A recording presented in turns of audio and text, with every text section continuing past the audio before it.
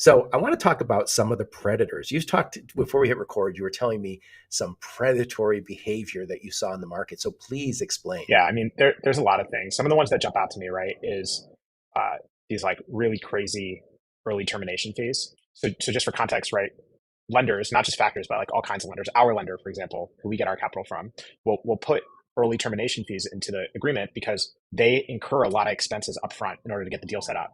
And if they invest all of that money to get the deal set up and then you leave in 2 weeks, they're just like completely out, right? So in order to get alignment between the two parties, they'll say like, okay, if you leave within a year, there's this fee that sort of offsets our initial costs.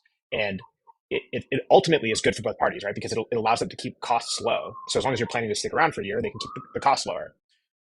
But what we've seen is some factors going like totally overboard and putting in these early termination fees that are, 3, 4, 5, 10 times as large as the amount of money they stood to make from the deal in the first